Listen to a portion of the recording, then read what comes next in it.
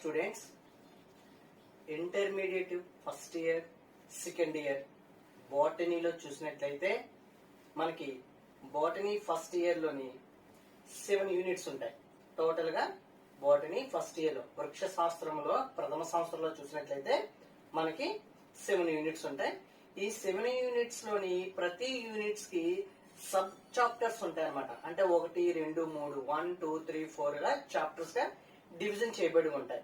అయితే intermediate first year లో బాటనీలో ఫస్ట్ యూనిట్ చూసినట్లయితే diversity in the living world, జీవ ప్రపంచంలో వైవిధ్యం ఫస్ట్ యూనిట్ అన్నమాట. అయితే biology is the science of life forms and living process. The living world encompasses an amazing diversity of living organisms. Diversity in the living world లోని number of animals, number of plants and number of micro organisms total గా చాలా ఉంటాయి. భూమి మీద చాలా రకాలైనటువంటి మొక్కలు గాని జంతువులు గాని సూక్ష్మజీవులు గాని కలిగి ఉన్నాయి. ఒక్కొక్క జంతువులకి లేదా ఒక్కొక్క మొక్కకి కూడా స్పెషల్ క్యారెక్టర్స్ ఉంటాయి అనమాట. అంటే ప్రత్యేక లక్షణాలు కలిగి ఉంటాయి. ఓకేనా, చూద్దాం అదేంటనేది. జనరల్ గా లైఫ్ ఫార్మ్స్ ఏంటంటే లైఫ్ ఫార్మ్స్ అంటే జీవ రూపాలు అంటాం. ఏంటంటే జీవ రూపాలు అని అంటాం అనమాట. అయితే లివింగ్ ప్రాసెస్ ఏంటంటే లివింగ్ ప్రాసెస్ అంటే జీవం యొక్క ప్రక్రియలు, అంటే వాటి యొక్క పనులు గాని వాటి యొక్క డైవర్సిటీలో ఉన్నటువంటి ఎక్స్టర్నల్ ఇంటర్నల్ క్యారెక్టర్స్ కూడా కొన్ని మార్పు చెంది ఉంటాయన్నమాట. ఓకే, చూద్దాం. ఎగ్జాంపుల్, జీవ రూపాలు జీవ ప్రక్రియల గురించి చర్చించే శాస్త్రమే జీవశాస్త్రము. జీవ రూపాలు జీవ ప్రక్రియల గురించి చర్చించే శాస్త్రమే జీవశాస్త్రము. ఓకేనా. అయితే biology, bio meaning life, Logos అంటే అధ్యయనము అని అర్థం, అంటే స్టడీ అన్నమాట. జీవుల గురించి అధ్యయనం చేసే శాస్త్రాన్నే జీవశాస్త్రం అంటాం. ఓకే, అయితే ఈ జీవ ప్రపంచము అత్యద్భుతమైనటువంటి వైవిధ్యంతో కూడినటువంటి జీవులు కలిగి ఉన్నాయన్నమాట. భూమి మీద చాలా వైవిధ్యంతో కూడినటువంటి జీవులు కలిగి ఉన్నాయి. Biodiversity refers to the number and variety of organisms, plants, animals, fungi, protista and monerans on the planet earth. అంటే భూమి మీద చెప్పాను కదా, నెంబర్ ఆఫ్ ప్లాంట్స్ గానీ number of animals microorganisms ఉన్నాయన్న. అందులో కొన్ని డివిజన్ అంటే కింగ్డమ్ అన్నమాట, అంటే రాజ్యాలుగా విభజించబడి ఉన్నాయి. అందులో ఏంటంటే మొక్కలు, ప్లాంట్స్, యానిమల్స్ జంతువులు, అండ్ ఫంగి శిలీంధ్రాలు, and protista, monerans on the planet earth అన్నమాట. అంటే భూమి మీద అన్ని వర్గాలు కలిగినటువంటి కొన్ని జీవులు ఉన్నాయన్నమాట. ఓకే, అయితే diversity in the living world, జీవ ప్రపంచంలో వైవిధ్యం. ఇందులోని చూసినట్లయితే మనకి ఎర్నెస్ట్ మేర్ 1904 2005 ఎర్నెస్ట్ మేర్, ఇతను జనరల్ గా ఒక బయాలజిస్ట్ అన్నమాట. అంటే ఎవల్యూషన్ బయాలజిస్ట్ ఇతను. అంటే చూద్దాం, was one of the great scientists of all 100 greatest scientists of all times. He almost single-handedly made the origin of species. Diversity the central question of evolutionary biology that it is today. అంటే general గా 100 మంది scientist లో, బయాలజీలో 100 మంది scientist లో ఈ Ernest Meyer అనే వ్యక్తి ఒక ప్రముఖుడు అనమాట. యాక్చువల్గా ఏంటంటే ఈ ఎర్నెస్ట్ మేర్ అనే వ్యక్తి అసలు పేరు ఎర్నెస్ట్ వాల్టర్ మేర్. అంటే మన బాటనీ బుక్ లో చూసినట్లయితే ఎర్నెస్ట్ మేర్ అని ఇచ్చారు, కానీ ఇతన్ని ఎర్నెస్ట్ వాల్టర్ మేర్ అని అర్థం. ఇతను జనరల్ గా 100 years బతికాడండి. ఇతను 1904 లోని జూలై 5th జన్మించారు. యాక్చువల్ గా అయితే 2005 లో చనిపోయారు. టోటల్ గా ఇతను 100 years బతికారు అనమాట. చూద్దాం, ఎర్నెస్ట్ వాల్టర్ మేర్ 1904 2005 అన్ని కాలాలలోనూ, అంటే జనరల్ గా ఈయన పరిణామ సంబంధ జీవశాస్త్రవేత్త. పరిణామ సంబంధ జీవశాస్త్రవేత్త. అన్ని కాలాల్లోని 100 మంది ప్రముఖ శాస్త్రవేత్తలు ఒకరు. పరిణామ సంబంధ జీవశాస్త్రంలో ప్రధాన ప్రశ్నార్థకమైన జాతి వైవిధ్య ఆవిర్భావం ఈయన ఒక్కరే పరికల్పన చేశారు. చూద్దాం, ఇప్పుడు చెప్పాను కదా, diversity in the living world లోని చాప్టర్స్ ఉంటాయి. ఇందులోని ఫస్ట్ ఇయర్ లోని చాప్టర్స్ ఉన్నాయి. ఫస్ట్ యూనిట్ లోని 4 చాప్టర్స్ ఉన్నాయి. అందులో ఫస్ట్ చాప్టర్ ఏంటంటే ద లివింగ్ వరల్డ్, జీవ ప్రపంచం. How wonderful is a living world, the wide range of living types is a amazing.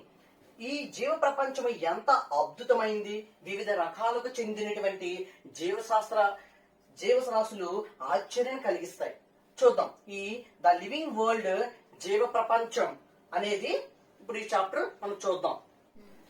The living world, what is living? జీవించడం అంటే ఏమిటి? Characters of living organisms. Characters of living organisms, జీవుల యొక్క లక్షణాలు. ఇందులోని main important points ఏమైనా ఉన్నాయంటే growth, పెరుగుదల, reproduction, self replication, self organisation, ప్రత్యుత్పత్తి, పునరుత్పత్తి సామర్థ్యం, స్వయం సంవిధానం, and ability to sense their surroundings, పర్యావరణ పరిస్థితులను గ్రహించే సామర్థ్యం. మెటబాలిజం, జీవక్రియలు, ఇంట్రాక్షన్, ఎమర్జెన్సీ, పరస్పర చర్య మరియు లక్షణ వ్యతికరణ అనేవి వాట్ ఈజ్ లివింగ్, జీవించడం అంటే ఏమిటిలో ఈ 4 పాయింట్స్ వెరీ వెరీ ఇంపార్టెంట్. యాక్చువల్గా అయితే లివింగ్ వరల్డ్ లోని సబ్ టాపిక్ అన్నమాట అది. అందులోని ఈ 4 పాయింట్స్. ఓకే, ఈ 4 పాయింట్స్ లో మళ్ళా ఒక్కొక్క పాయింట్స్ కోసం మళ్ళీ మనకి చిన్న టాపిక్ ఉంటుంది. ఒక్కొక్క దానికోసం growth, reproduction, ability to sense their surroundings, and metabolism, interaction, emergency. చూద్దాం. గ్రోత్, పెరుగుదల. All living organisms grow. భూమి మీద పెరిగే జంతువులు, జన్మించే జంతువుల ప్రతి జీవిలో జరిగే మొట్టమొదటిది ఏమంటే పెరుగుదల. అందులో ఆల్ లివింగ్ ఆర్గనిజమ్స్ గ్రో. ప్రతి జీవి కూడా పెరుగుతుందట. ప్రతి జీవి కూడా పెరుగుతుంది. ఇది ఎలా ఉంటుందంటే difference of grow in non living objects and living organisms. ఇందులో మళ్ళీ 2 టైప్స్ ఉన్నాయి, non living and living organisms. Non living, living organisms అంటే నిర్జీవులు, సజీవులు కూడా పెరుగుదల అనేది జరుగుతుందంట. ఇక్కడ జనరల్గా ఏంటంటే నాన్ లివింగ్ థింగ్స్ లో జరగడం ఏంటంటే చూద్దాం. In both increase in mass occurs. In both increase in mass occurs. In non living objects increase size of crystal, snow mountains, deserts, sand dunes, etc. are example of growth.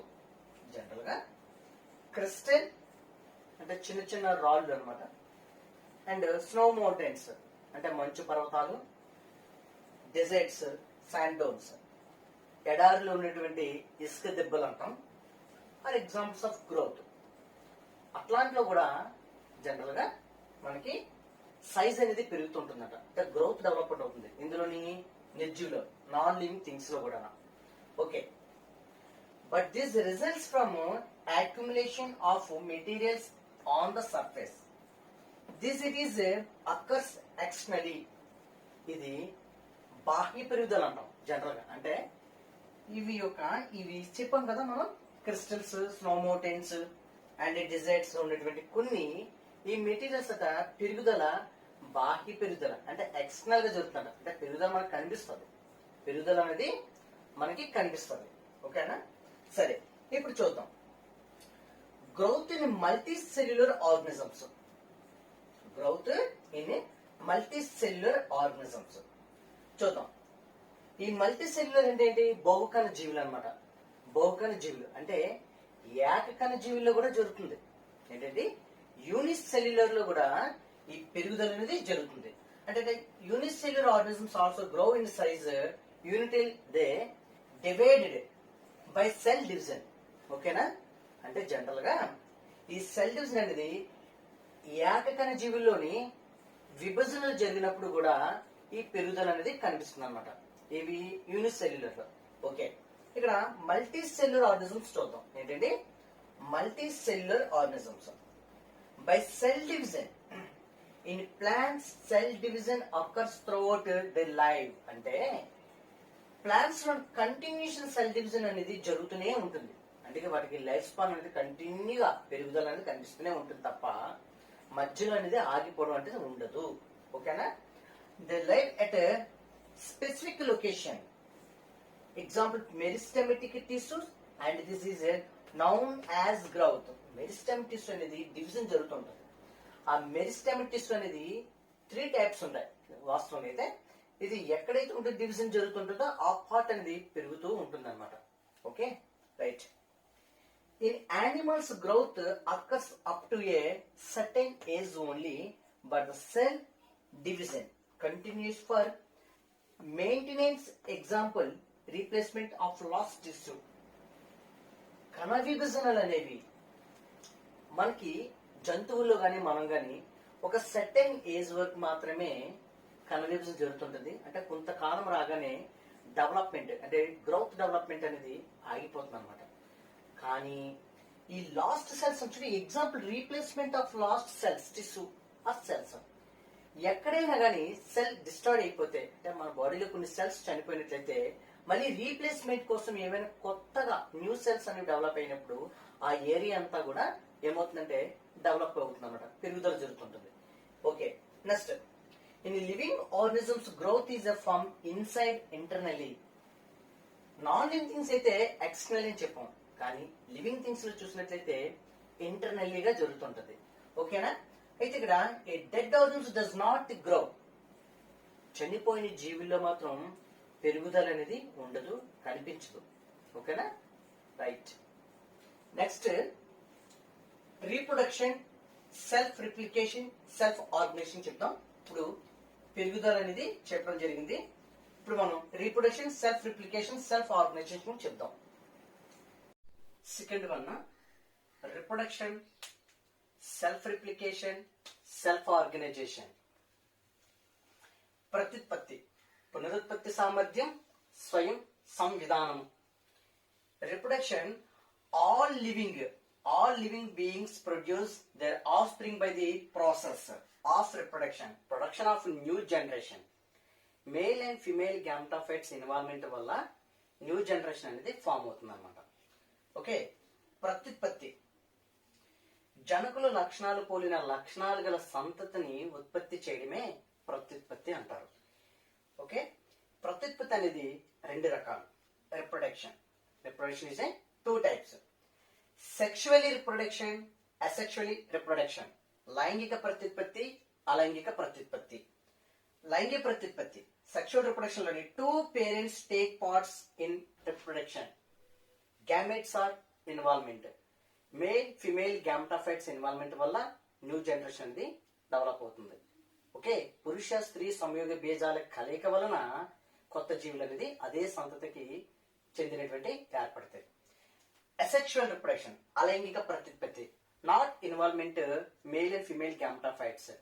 ఎటువంటి పురుష స్త్రీ సంయోగ బీజాలు ఏర్పడకుండా కొత్త జీవులు అనేది ఏర్పడతాయి.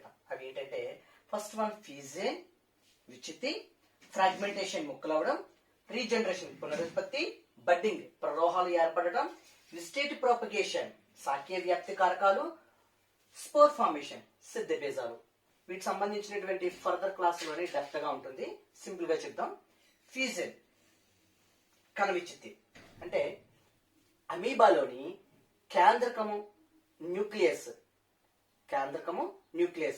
సైటోప్లాజ్మా కణద్రవ్యము విచ్చిత్తి చెందడం వల్ల సరి సమానంగా విచ్చిత్తి చెందడం, ఈక్వల్ స్టేజ్ లోని డివిజన్ చెందడం వల్ల 2 గాని అంతకన్నా ఎక్కువ కణాలు గాని ఏర్పడతాయి అన్నమాట. దాన్ని మనం ఫీజన్ విచ్చిత్తి అంటాం.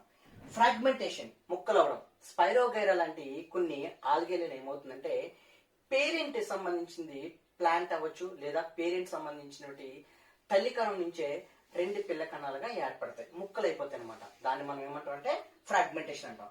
ఇంచుమించు రీజనరేషన్ కూడా ఒకేలా ఉంటుంది, పునరుత్పత్తి అనేది కూడా ఒకేలా ఉంటుంది. ప్లనేరియా అనే జీవిలోని ఒక తల్లి కణము విచిత్రంగా అంటే డివిజన్ చెందడం వల్ల, అంటే పైది కిందది డివిజన్ చెందడం వల్ల మళ్ళీ రెండు తల్లి కణాలుగా ఏర్పడతాయి. అంటే తల్లి కణమే రెండు పిల్ల కణాలుగా ఏర్పడి తర్వాత మళ్ళీ అవి తల్లి కణాలుగా డెవలప్ అవుతాయి. Next budding. ఈస్ట్ హైడ్రా లాంటి దాంట్లో చిన్న చిన్న బడ్స్ లా ఫామ్ అయ్యి న్యూ సెల్స్ గా ఫామ్ అవుతాయి బడ్డింగ్ లోని. ఎగ్జాంపుల్ హైడ్రా అండ్ ఈస్ట్ అనమాట. Next vegetative propagation. Vegetative propagation అంటే శాఖీయ ప్రత్యుత్పత్తి లేదా శాఖీయ వ్యాప్తి కారకాలు అంటాం. ఇందులో ఏంటంటే పొటాటో గాని, బ్రయోఫిలం గాని, రన్నర్స్, స్టోలాన్స్, సక్కర్స్ అనే మొక్కల్లోని ఈ విస్టేటివ్ ప్రాపగేషన్ అనేది జరుగుతుంది. And spore formation. Bread mould అంటాం. అంటే మన ఇంటి దగ్గర ఉన్న బ్రెడ్ బూజు పెట్టేస్తుంటారు కదా, అంటే మోల్డ్, బ్రెడ్ మోల్డ్స్ అంటాం. దీని మీద బ్లాక్ కానీ బ్రౌన్ కలర్ లో అటువంటి కొన్ని ఫంగస్ అనేది డెవలప్ అవుతాయి.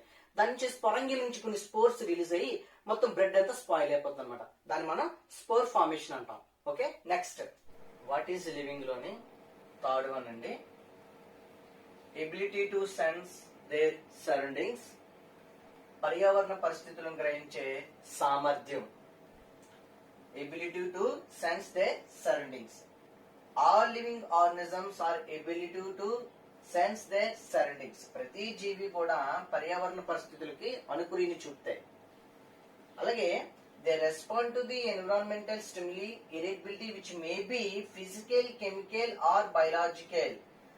Any animal respond to the environmental condition or stimuli because this called is a irritability. పరిసరాలు పర్యావరణ పరిస్థితులు గ్రహించే సామర్థ్యమైనటువంటి భౌతిక, రసాయనిక, జీవ సంబంధమైనటువంటి పర్యావరణ ప్రేరణలకు ప్రతి జీవి అనుకూలిని చూపుతాయి. ఇలా అనుకూలిని చూపి దాన్నే పర్యావరణ పరిస్థితులు గ్రహించే సామర్థ్యాన్ని శోభిత అంటారు. అలాగే ప్రతి జీవి కూడా, జీవరాశుల్లో కూడా స్పష్టమైన జీవ సాంకేతికమైన సంక్లిష్టమైన లక్షణంగా పేర్కొనవచ్చు, అనుకూలిని కూడా చూపుతాయి. అలాగే we sense our environmental condition, they through our sense organs. మనం కూడా పర్యావరణ పరిస్థితులని జ్ఞానేంద్రియాల ద్వారా మాత్రమే గ్రహిస్తాం. అలాగే plants to respond to external factors light, water, temperature, there organism, pollutants. యాక్చువల్గా ప్లాంట్స్ అనేవి అబోటిక్ కాంపోనెంట్స్ మీద డిపెండ్ అయి ఉంటాయి. అంటే లైట్, వాటర్, టెంపరేచర్, కాంతి, నీరు, ఉష్ణోగ్రతల మీద ఆధారపడి ఉంటాయి. అంటే బాహ్య కారకాలు అంటారు వాటిని. ఈ బాహ్య కారకాల మీద ఆధారపడి అనుకూలిని చూపుతాయి మొక్కలు. అలాగే all organisms are aware their surroundings. This is called consciousness అంటారు. అంటే అన్ని జీవరాశులు వాటి సంబంధమైన లక్షణాన్ని స్పృహ అంటారు. అన్ని జీవరాశులు కూడా ఒక స్పష్టమైన నిర్దిష్టమైన లక్షణం కలిగి ఉంటాయి. అటువంటి దాన్ని స్పృహ అంటారు. మనిషి మాత్రమే తనను గురించి గుర్తించగలిగినటువంటి స్పృహ ఉంటుంది. దాన్నే మనం స్వయం స్పృహ అంటారు. Okay, next fourth one metabolism, జీవక్రియలు. All living organisms are made of chemical belonging to various classes, sizes and functions. జీవులు రసాయనాలతో నిర్మితమై ఉంటాయి. ప్రతి జీవులు రసాయనాలతో నిర్మితమై ఉంటాయి. వాటి యొక్క తరగతులు, పరిమాణము, విధులకు సంబంధించిన చిన్న పెద్ద రసాయనాలలో తయారవుతూ ఉంటాయి. There are thousands of metabolic reactions. జీవులలో జీవక్రియలు అనేవి వేల కొద్ది తయారవుతూ ఉంటాయి. వేల కొద్ది జీవక్రియలు అనేది తయారై ఉంటాయి.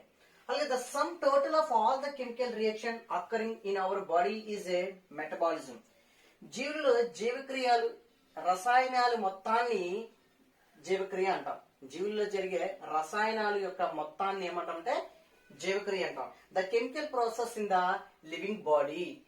అలాగే from the Greek from metabolism meaning change. Greek లోని మెటబాలిజం ఏమంటామంటే మెటబాలిన్ అంటాం. మెటబాలిన్ అంటాం. గ్రీక్ లోని మెటబాలిజం ని మెటబాలిన్ అంటాము.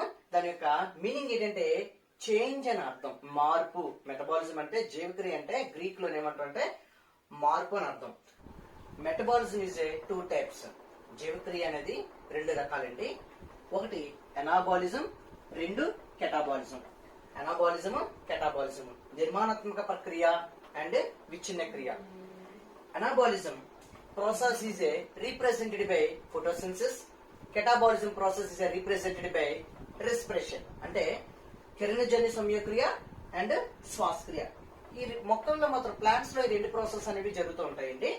Anabolism process is represented by photosynthesis, catabolism process is represented by respiration. అంటే కిరణజన్య సంయోగక్రియ అనేది ఒక నిర్మాణాత్మక ప్రక్రియ, శ్వాసక్రియ అనేది ఒక విచ్ఛిన్న క్రియ. ఇవి రెండు ప్రాసెస్ అనేవి ప్లాంట్స్ లో జరుగుతుంటది. జనరల్ గా ఈ మెటబాలిజం అనేది the chemical process in the living body, అంటే జీవించి ఉన్న జీవుల్లో మాత్రమే ఈ జీవక్రియ అనేది జరుగుతుంటుంది. All plants, animals, fungi, microbes exhibit metabolism. అంటే మొక్కలు, జంతువులు, అలాగే శిలీంధ్రాలు వంటి జీవుల్లో ఈ జీవక్రియ అనేది జరుగుతూ ఉంటుంది. కానీ నాన్ లివింగ్ ఆబ్జెక్ట్ ఎగ్జాబిట్స్ మెటబాలిజం. నిర్జీవుల్లో మాత్రము ఈ జీవక్రియ అనేది జరగదు. ఓకే, నెక్స్ట్ టాపిక్ బయోడైవర్సిటీలోని, అంటే diversity in the living world అని నెక్స్ట్ టాపిక్ చూద్దాం.